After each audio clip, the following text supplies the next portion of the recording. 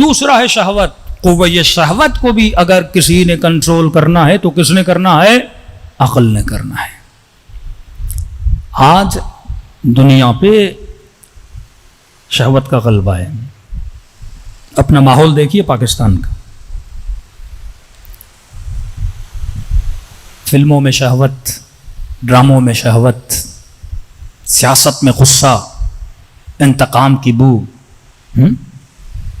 انسان پہ اتنا غصہ آ جائے کہ وہ کنٹرول نہ کر پائے کہ میں کیا کر رہا ہوں، ملک کہاں جا رہا ہے، قوم کہاں جا رہی ہے. ہم واقعاً ان بچوں کو کیا سکھا رہے ہیں کہ ایک بندے کو زیر کرنے کے لیے غلیظ ترین ویڈیوز، غلیظ ترین آڈیوز نکالی جائیں. واقعاً یہ قوم جب سنے گی، میں ویوز دیکھتا ہوں more than 2 million, 2.5 million, 3 million بچے ان گندی گندی چیزوں کو دیکھتے ہیں. کیا اثر پڑتا ہے ان لوگوں پر؟ معصوم فرماتے برائی دیکھی بھی ہے، برائی کو پھیلاؤ نہیں، برائی پہ پردہ ڈالو. قوم کو بے حیا نہ بناؤ، قوم کے اندر حیا پیدا کرو. پہلے میں سوچتا تھا کہ ملک کا جو سینسر بورڈ ہے وہ کمزور ہے، ڈراموں میں بے حیائی ہوتی ہے، کنٹرول نہیں ہے ان کا. ہر دوسرے ڈرامے میں شادی شدہ عورت کا دوسرے کے ساتھ عشق ہوتا ہے.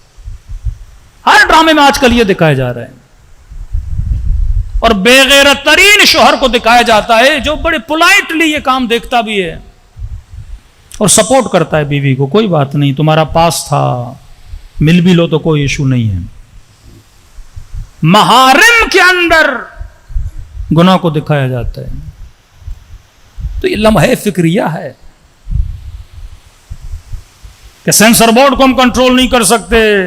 ڈرامے والے ڈائریکٹرز پیسے دے کے، ان کو رشوت دے کے اپنے ڈرامے. سینسر بورڈ کیوں بنتا ہے؟ تاکہ کسی بھی ڈرامے میں بے حیائی نہ ہو. اور ریسنٹلی اگر پاکستانی ڈائریکٹرز شریفوں والے ڈرامے بنا رہے ہیں، وہ بھی ذاتی شرافت کی وجہ سے نہیں، کیونکہ ان کو ابھی پتا چلا ہے کہ انڈیا میں سب سے زیادہ ڈرامے پاکستان کے دیکھے جا رہے ہیں. ٹی آر پی بہت مل رہی ہے.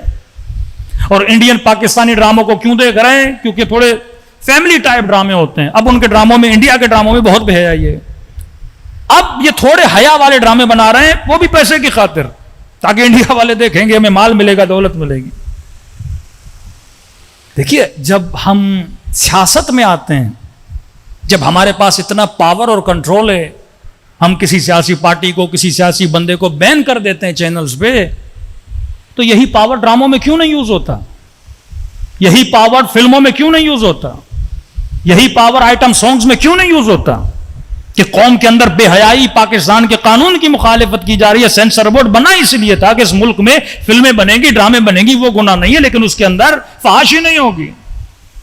تو جب انسان کا ارادہ ہو تو انسان کرتا ہے. جب اپنی نسلوں کی پرواہ ہو کہ واقعاً ہم کون سا زہر اپنی قوم کو دے رہے ہیں، جب انسان کو پیاس لگتی ہے، قوہ شہوت ہر انسان میں ہے، مولوی غیر مولوی کی بات نہیں، ہر انسان میں شہوت ہے. اب میں نے شہوت کو پورا کہاں پہ کرنا ہے؟ یہ عقل حکم دیتا ہے. آپ کو پیاس لگی ہے، پانی پینا ہے. اب پانی صاف شفاف گلاس سے پینا ہے یا میں نالی کا پانی پینا ہے؟ یہ عقل حکم کرے گا کہ پانی پی، لیکن پاک و پاکیزہ پانی پی، پانی پی، شفاف پانی پی. یہ مقتدر حلقوں کا کام ہوتا ہے کہ قوموں کو وہ روٹس دیں. اگر معاشرے میں، جوانوں میں شہوت کی بھوک ہے، وہ آلات، وہ ٹولز، وہ اسباب بناؤ، وہ نوکریاں، وہ جابز، وہ سہولتیں پیدا کرو کہ جوان جلدی سے شادی کر سکے. معاشرہ ایسے حسینی نہیں بنتا، معاشرہ ایسے علوی نہیں بنتا. اگر جوان کے اندر کسی چیز کی بھوک ہے، آپ اس بھوک کو پورا نہیں کرو. کہ مولانا پتہ نہیں میرے بچے کو کیا ہے، دن رات اس نے سکون تباہ کیا ہوا، کبھی ادھر دوڑتا ہے، کبھی ادھر دوڑتا ہے. گھر والوں کا سکون، فلیٹ میں رہتے ہیں، نیچے جو ہیں ان کا سکون تباہ کیا ہوا ہے. تو بندے خدا غضب نکالنے کے طریقے ہوتے ہیں. کسی بچے میں غضب زیادہ ہے، کسی میں کم ہے.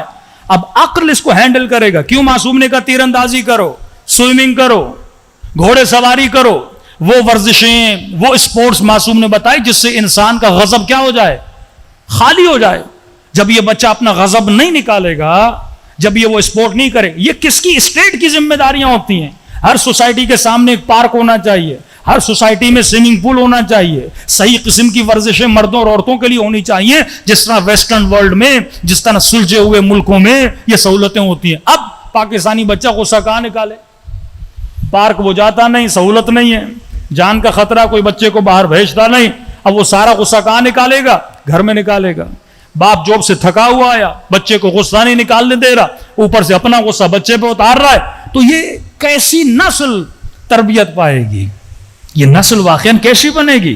جو نسل غصے سے بھری ہوئی ہے, جس کی فکر غصے سے بھری ہوئی ہے, تبھی معصومین نے. اگر آپ نے اپنے بچوں کو تربیت دینی ہے تو یہی معصومین کے فرامین کہ اپنے بچوں کو صحیح تربیت دو. جب تک ان کو ہینڈل کرنا نہیں آئے گا, واقعاً اس کبھی جوان میں غصہ ہوتا ہے, اس نے غصہ کہاں نکالنا ہے, تو اپنی زندگی کے کچھ آورز اسپورٹ کے لیے بندہ مخصوص کر دے, جہاں کہ اس کی باڈی کے اندر جو غصے کے سیل ہیں اس کی باڈی سے کیا ہو جائیں, باہر نکل جائیں. صلوات پڑھیں محمد وآل محمد پر.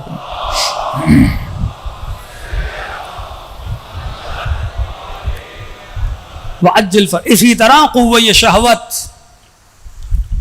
اگر شہوت بہت زیادہ ہو تو بھی برا, اگر شہوت بہت کم ہو تو بھی عیب ہے انسان کے لیے.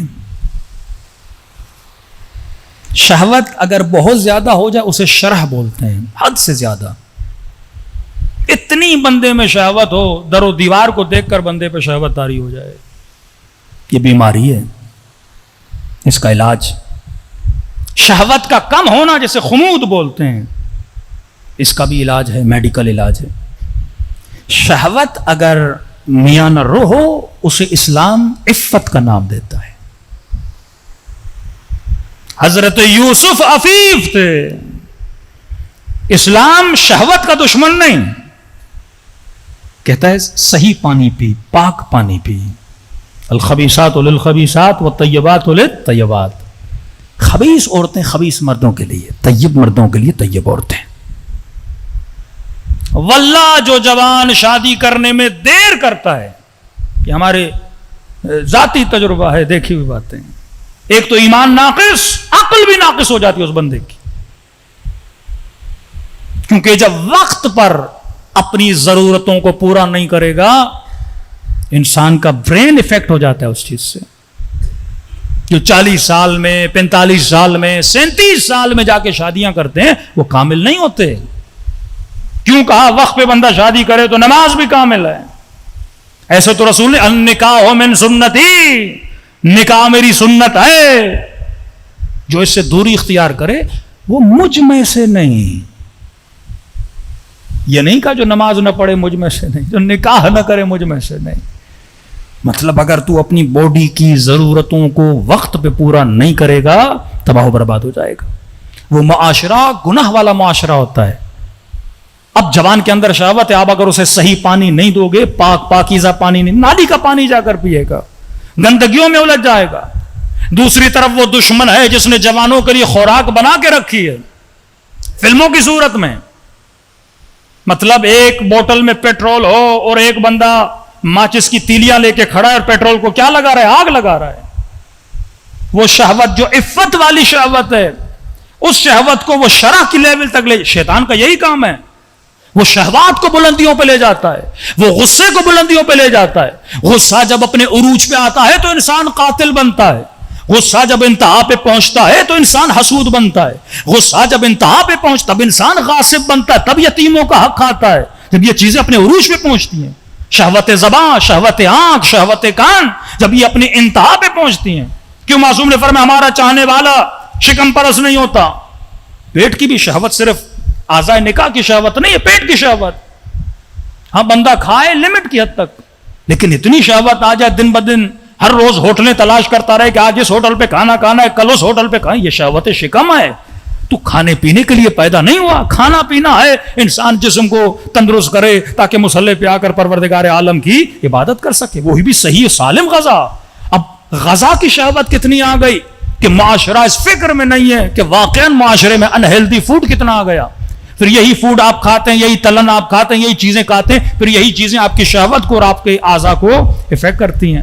پہلے علماء اپنی غذا کی بڑی فکر کرتے تھے. ہمارے استاد بھی قبلہ غلام مہدی نجفی صاحب، بہت سارے علماء، بحر العلوم، یہ بھی غور کرتے تھے جو خاتون کھانا بنا رہی ہے وہ باوضو ہے کہ نہیں ہے. اتنا احتیاط کیا جاتا تھا کہ شکم میں جو لقا. دیکھیے اسلام ایک پیکیج کا نام ہے، اسلام ایک میتھ کا نام ہے. تصور کیجئے دو ترازو ہیں، اگر کوئی چیز اس میں زیادہ جائے گی یہ ترازو اوپر چلا جائے گا، آپ ان بیلنس ہو جائیں گے. آپ نے ہر چیز کو بیلنس رکھ کے چلانا ہے. شہوت زیادہ ہو گئی نقصان دہ، شہوت کم ہو گئی نقصان دہ. اس کو آپ نے کیا کرنا ہے؟